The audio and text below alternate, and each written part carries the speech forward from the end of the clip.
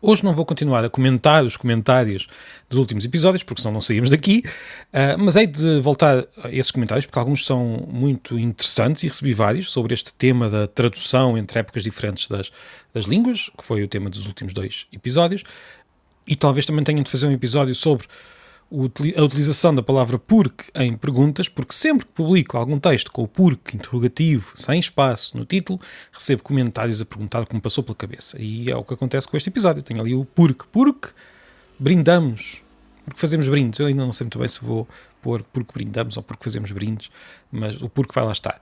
Isso fica para outro episódio. Hoje vamos mudar de assunto, não vamos falar de traduções entre épocas diferentes, nem de traduções em geral. Vamos falar de um livro. Lembrei-me deste livro porque estava aqui a passar pelas estantes e encontrei-o. Foi um livro que eu gostei muito.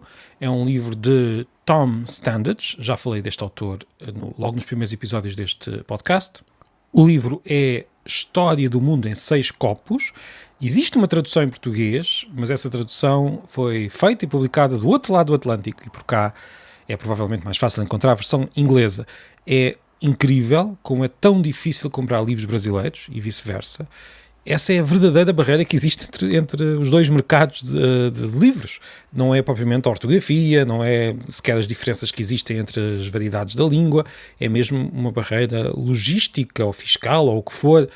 É uma conversa interessante para daqui a uns tempos. Hoje vamos falar aqui deste livro, que tenho aqui na mão na sua versão inglesa. Eu li-o num instante, penso que foi há uns 2 anos, e lembro-me muito dele muitas vezes. Ele é um daqueles livros que tem um conceito curioso, conta a história do mundo através de 6 bebidas, mas conseguimos aprender muito mais do que parece assim à partida, mesmo com esta premissa original. Nós pensamos, vamos aprender muito sobre as bebidas, mas não, aprendemos mesmo muito sobre a história do mundo. É uma perspectiva muito, muito curiosa. As 6 bebidas são a cerveja, que é algo que é logo referido nos primeiros textos que existem, que estão inscritos na escrita cuneiforme. Logo os primeiros textos da história da humanidade falam de cerveja. Nós sempre gostamos de beber. É uma bebida bem menos perigosa do que a água, e por isso é que foi tão importante na altura do início da agricultura, quando os seres humanos ficaram no mesmo sítio, tinham pouco acesso à água potável, a água era perigosa, e a cerveja, tendo em conta a forma como é criada, era bastante menos arriscada. Era menos arriscado beber cerveja do que beber água. É uma história que vem da pré-história, porque se no momento em que começamos a escrever, no momento em que a história começa, nós já temos cerveja nos textos, quer dizer que ela já existia antes, claro. É uma bebida que nos acompanha desde sempre. Depois temos o vinho, logo a seguir, que é uma bebida da Antiguidade Clássica. Também aprendemos muito aqui neste livro. Daqui a pouco já digo 2 aspectos que aprendemos quando lemos este livro. 2 aspectos curiosos, 2 pormenores da história que são muito curiosos. Depois temos a terceira bebida, são as bebidas espirituosas, o rum, por exemplo, que contam a história, a forma como esta história é contada, conta-nos a história do Atlântico, a história da escravatura, a história da América. Depois temos a quarta bebida, é o café, uma bebida bem mais sóbria que as outras. Depois o chá e depois a Coca-Cola. É uma história que vai do início da civilização, com a cerveja, passa pelo mundo antigo, pelo tráfico de escravos, como disse, a economia atlântica, com as bebidas espirituosas, e quando eu digo economia atlântica, isto é bastante mais profundo e bastante mais interessante do que nós pensamos. Depois também com o início da ciência nos cafés em Londres. Londres é conhecida pelos seus cafés, pelas suas coffee shops. Depois perdeu-se, manteve-se em Paris, do outro lado, mas Londres passou a ser a cidade do chá.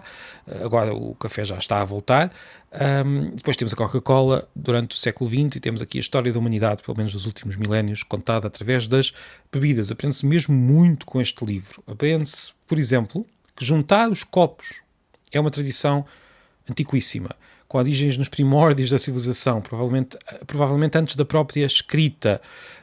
O que acontecia é que a cerveja era feita em grandes recipientes, e as pessoas bebiam através de pequenas palhinhas, bebiam do mesmo recipiente, estavam juntos, era uma forma de socialização, e a partir do momento em que foi possível beber em recipientes mais pequenos, mesmo assim, a cerveja continuou a ser bebida em conjunto, e as pessoas aproximavam os copos para reproduzir esse recipiente mais largo, comunitário, e este aproximar dos copos era uma forma de marcar esta comunidade, e por isso é que também ainda hoje fazemos os brindes. E ainda por cima, a cerveja estava associada à saúde, porque a cerveja, como eu disse, é menos perigosa do que a água, era uma forma de garantir que não nos estávamos a envenenar com aquilo que bebíamos, e também ainda hoje nós associamos os brindes à saúde, podemos até dizer saúde, quando fazemos um brinde. Portanto, o brinde está ligado ao sentido de comunidade e ao sentido de desejo de saúde, boa saúde para os outros. E continuamos hoje a fazer os brindes, continuando essa tradição que já existia na Mesopotâmia Antiga. Mas não só, os próprios jantares de convívio dos amigos, aqueles jantares não propriamente da juventude, mas sim os jantares quando já temos já 30, 40 anos, em que os amigos vão à casa dos outros, vão bem vestidos, temos boa louça na mesa, pomos os bons copos, servimos um vinho que em geral está associado à importância da ocasião, depois conversamos sobre política e outros temas. Estes jantares urbanos também são uma tradição que já vem do mundo antigo, neste caso de Roma e da Grécia, onde também a bebida servia de desculpa para discussões políticas, para que os amigos se juntassem nos velhos simpósios, e ainda hoje estes jantares urbanos na Europa, e não só, mantêm esta tradição, e dentro dos jantares temos depois os tais brindes que ainda vêm há mais tempo. Isto é explicado, muito bem explicado neste livro. Isto são apenas 2 pormenores, mas mostra como o livro consegue dar-nos uma nova visão daquilo que já fazemos. Isto é algo que os livros conseguem fazer. Os livros de não ficção, muitos livros, os bons livros, põem-nos a ver aquilo que já conhecíamos, mas com outros olhos. Criam-nos uma certa sensação de estranheza, e gostava de falar disto outra vez no outro episódio, se conseguir, uma certa sensação de estranheza, sentimos alguma estranheza naquilo que nos é habitual, começamos a ver as coisas com olhos de quem está a ver as coisas pela primeira vez, até os brindes que fazemos à mesa, de repente começamos a perceber que aquilo começou na cerveja bebida em grupo, na antiga Mesopotâmia, com longas palhinhas. É curioso, pelo menos eu acho curioso, e como eu disse, são apenas pormenores. Depois temos só a história do café dava muitos episódios, dava um livro inteiro, a história do café que surge na Arábia para ser possível ter uma bebida não alcoólica, acabou por invadir a Europa, uma bebida não alcoólica que permitiu ter uma bebida segura e uma bebida que não embebedava, o que teve consequências muito, muito curiosas. Já a história tem o Papa lá no meio, diz a lenda que alguém foi dizer se era possível a um cristão beber esta bebida muçulmana, e o Papa quis provar, diz a lenda, provou, adorou a bebida, e a partir daí a bebida tornou-se também uma bebida cristã. E assim espalhou-se sem medo pela Europa toda.